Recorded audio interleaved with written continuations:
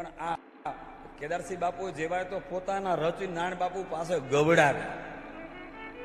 વિચાર કરો, એવા સુજ્ઞ શ્રોતાજનો જયારે હોય, જે સમજે છે, ભજનને સમજે છે.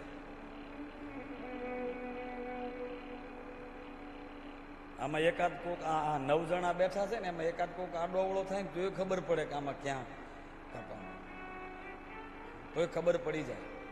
પણ અમને એટલો ભરોસો છે સાહેબ કે આ 9 બેઠા છે ને, એના ઉપર ભગવાનની પૂરી કૃપા છે. તે ભાગવતની સામે બેઠા છે સાહેબ. અને અમે જેવા તેવા તમે થોડા બેહાડીએ અહીંયા.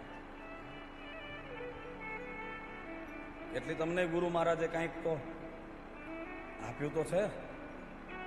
અમે કાંઈ વિશારદે નથી કે અમે કાંઈ એવા કોઈ જાણકારે નથી.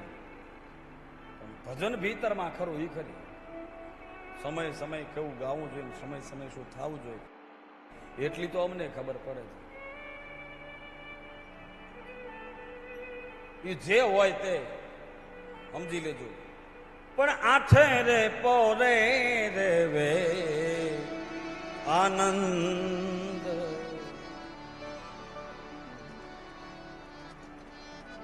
એટલે એક એક પદ તમે સંતોના જોઈ લો, જેના આત્મ અને જેને કનૈયાની કૃપા થઈ ગઈ ને એનું જીવન ધન્ય બની ગયું. એને આનંદ જ હોય, સદાને માટે આનંદ હોય, એનો બેડો પાર થઈ ગયો. મારે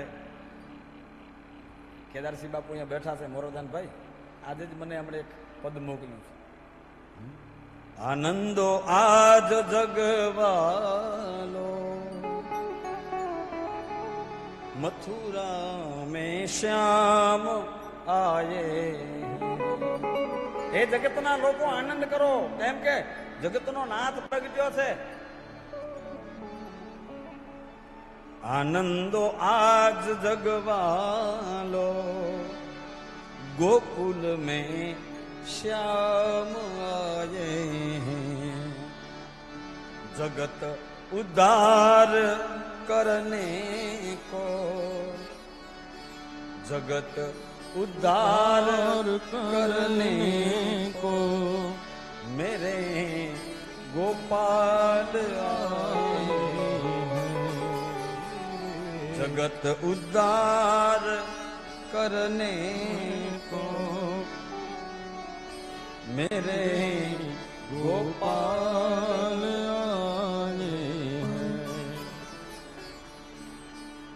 અને ઈ જ બીજાનો સાહેબ ઉદ્ધાર કરવાની ભાવનાથી આવતો હોય ને, ત્યાં જ આનંદ હોય. કેદારસિંહ બાપુ ત્યાં આપોઆપ આનંદ પ્રગટ થઈ જાય છે. જગતના ઉદ્ધાર માટે આવ્યો હોય, જગતનું કલ્યાણ કરવા માટે આવ્યો. આ સંતો કાલે આપણે ગાયું હતું ને, જો આનંદ સંત ફકીર કરે.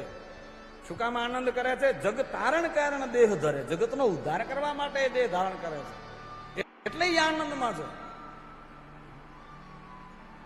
બીજાનું હિત કરવાની ભાવના છે, એ આનંદમાં છે.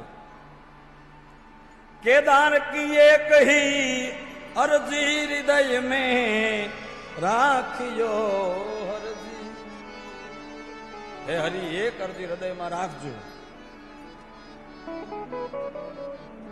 નિરંતર નામ કી માળા. બહુ સારા શબ્દો, પદ પણ બહુ સારું છે.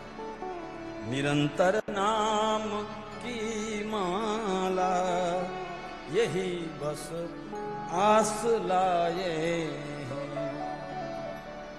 બીજું કાંઈ જોઈતું નથી, તારા નામની માળા જપ્યા કરીએ બસ. સતત એનું સ્મરણ ચાલ્યા કરે. એની કૃપા છે, ભગવત કૃપા છે. અને ત્યાં જ આનંદ, ત્યાં જ ઉત્સવ. એટલે તો આપણે ગીતોમાં ગાતા હોય, સખી આજની ઘડી તે. આ રાહ જોઈને બેઠા છે પાછા, કઈ ના રાહ જોઈને બેઠા છે, કઈ